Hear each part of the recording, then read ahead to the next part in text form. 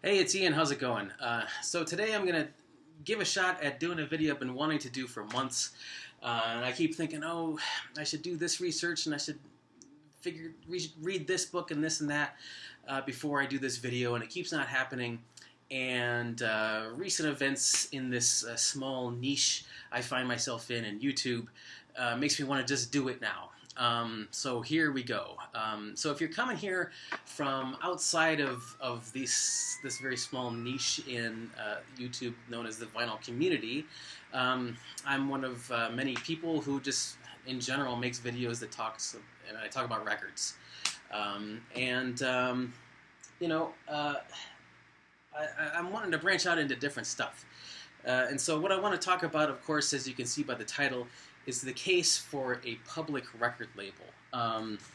And this was kind of the germ of this. This is a, I believe, 1968 reissue of Miles Davis's Miles Smiles. This is a 1966 album, and this is on the Czech imprint Supraphone. You can see it up there. And, obviously in 1968, Czech meant Czechoslovakia, and that meant state-owned enterprise. And it got me thinking. And so where this comes from most recently is that talk in the vinyl community about how the possibility, the seeming likelihood that Mobile Fidelity has recently been using digital sources to make their records.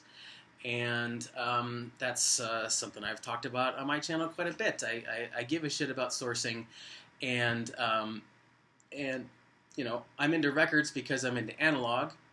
And even though there are examples out there of good sounding records that come from digital sources, in general, digital sourcing just doesn't beat analog sourcing. It just doesn't. At least, in all the comparisons I've done, even great sounding digital, when you find something that's analog, the analog still does what it's supposed to do. It just has that certain thing that analog does that just has not been able to be replicated in digital yet, in my opinion.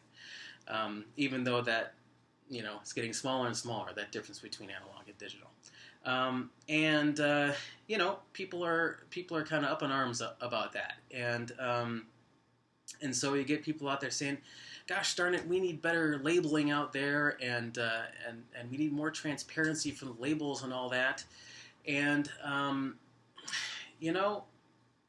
sure, I'd like more transparency and all that too, but what you really need, I think, is the influence of a public entity, and you can see this sort of like in housing, right? So with public housing, and what public housing can do,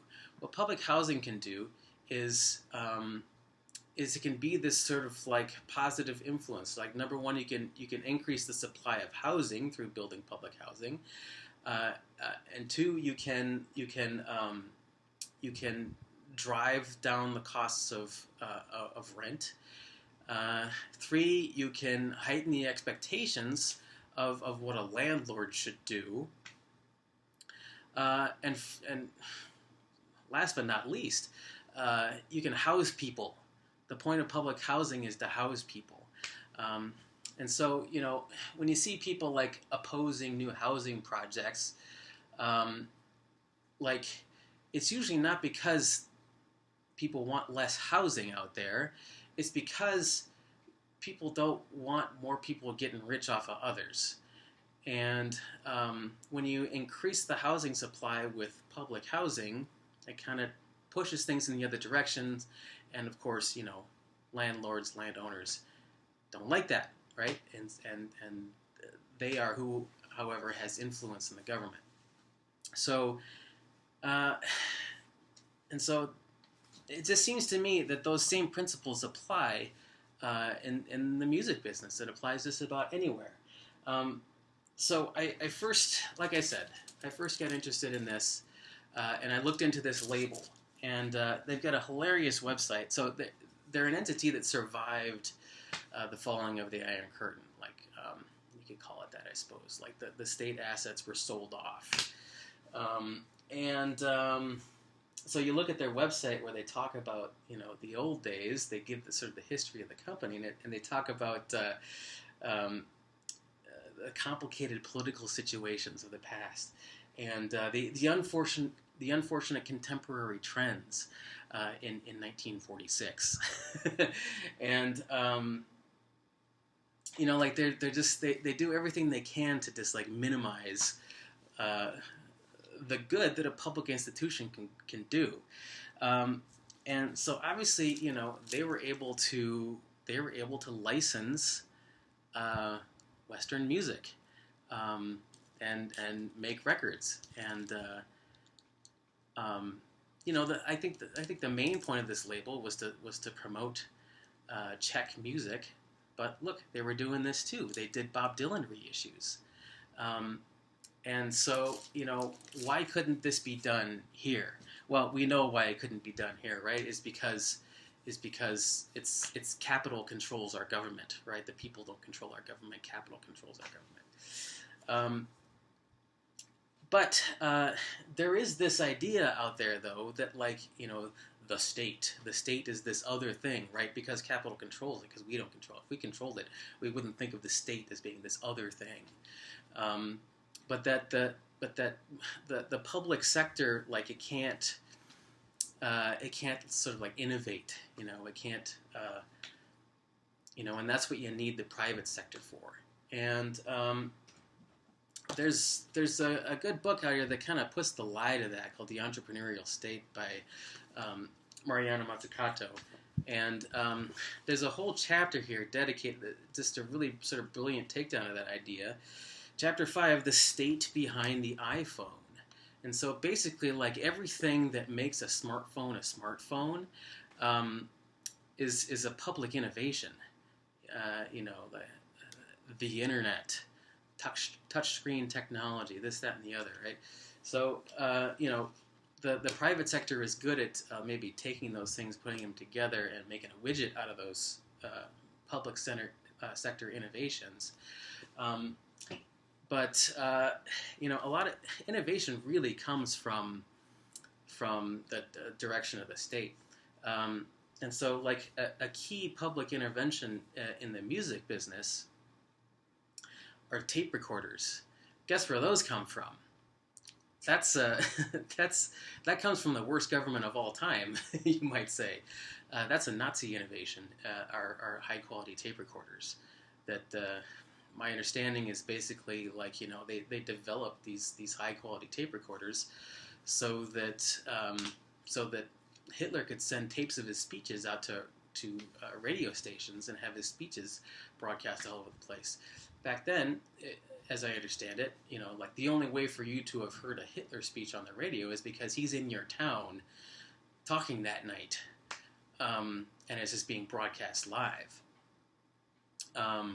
And by being able to send tapes around, they could hide where he is. But he could also get his propaganda spread out more. And the more realistic the tape sounded, the more he could fool people about what was happening and where he was and all that. So, and so yeah, like the United States then goes in and sort of pillages all this stuff after the war, and that's where you see that sort of get employed in the music business. Like I think I read about like Bing Crosby or someone making like an investment in this stuff, and that's kind of where it all came from. So what's the relevance here for us? Like, where is this coming from? Where it's coming from partially, too, is it seems like every few months or something like that, you'll see a news article talking about Bob Dylan has sold his publishing rights for $17 trillion, and Bruce Springsteen has sold his publishing rights for incredible amounts of money. And you just keep hearing about all these sort of legacy artists selling the publishing rights to their catalog for just insane amounts of money. And like anything in economics, it's it's political. It's a political economy. We do it because we decide to do it this way. We set up the rules to do it this way. And so why do we do that? Why do we have copyright laws such that like you can just do that?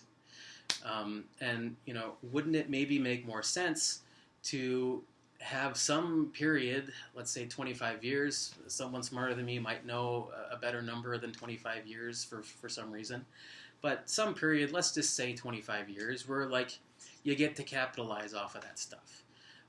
And then after that, it's in public hands. You don't get to own that anymore. It's just a public good at that point. It becomes part of the commons. And what if we had functioning public institutions that and that's a whole other ball of wax, right? The only person I know who's figured out really about how do you get functioning public institutions is to take control of those public institutions, and so this kind of is a roadmap for that. But just imagine a world where you've got state universities that have recording studios as part of like student recording studios, and you could just go there and record for free and cheap as a band. And as part of that, you've got mastering facilities, you've got record pressing facilities, and so you could have this situation where you've got this regionality, you've got a situation where people have access to this stuff. You don't have to be rich, or you don't have to get what's essentially a loan from a record label to go and record. It'd be accessible to everyone. And also these technologies could be kept alive. Like would the vinyl record have died out like it did if it weren't for record labels that just wanted to push CDs because they're way, way, way more profitable? So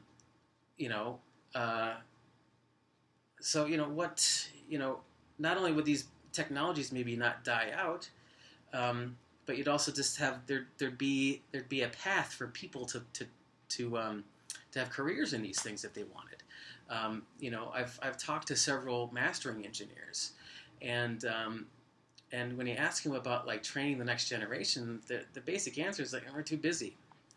And so like this is being lost, and it doesn't need to be, but it's being lost because it's all just in private hands, and it's just all based on what's going to make money for people, and what if we also had this element of like, okay, the point of this isn't to make money. The point of this is to keep music alive. And so,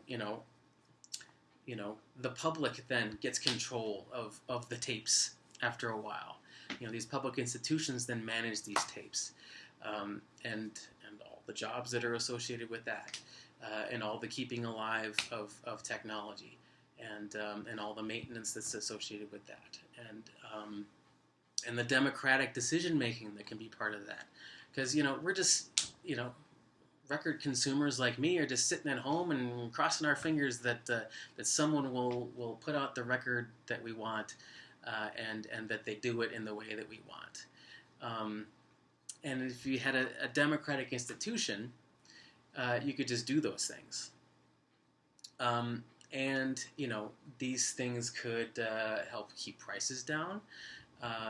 You won't have a situation where you've got recording studios like Electrical Audio in Chicago or Tiny Telephone in the Bay Area, where like they feel obligated to hoard all this old equipment because they need it to salvage for parts for their other equipment and stuff like that. You could have just like a whole public institution sort of dedicated into like operating this stuff, and you could have many high quality tape machines in every state, and many high quality record cutting lathes in every state, at every public university, for example. I think about the cosmetology college in my hometown where they've got the student salon, and you go there and you get a cheap haircut, and may or may not be perfect, but you know that going in, but it makes it accessible to everybody. I think of an entity like the post office, where you can choose to run it at a loss because the point isn't to make a profit. The point is to have this public good, which is music and records, and accessibility of this stuff, and promotion of culture and these sorts of things. So one more thought that's coming to mind is a recent interview, not a recent interview, but I recently saw a bit of an interview with George Lucas, who is not necessarily someone like I greatly look up to or anything like that, but he talked about this idea of like, yeah, but behind the Iron Curtain, there's no freedom. It's not like here in the United States where we have all this freedom. And he's put the lie to that and basically said, actually, in the Soviet Union, in the former Soviet Union, there's all kinds of freedom. You just can't criticize the government. But here, you're in the United States, you're just locked into making widgets. And if you've got to be able to fit your thing into this or that or the other box, and if you can do that, this thing that we know is going to sell, great, you can do that. And if not, we're not going to take a risk on that. So, where's the freedom in that? Anyway, this is my first attempt at getting all these thoughts down. We'll see if I end up using this. But that's, I think, everything on my mind about the possibility of a public record label and what that could look like, and the idea of perhaps using the university system, and even the public library system for getting music out there, for having record labels, and to stop this sort of like endless profiteering throughout the decades of stuff that really should be a public good, at least after a certain amount of time. Okay, thanks. So long.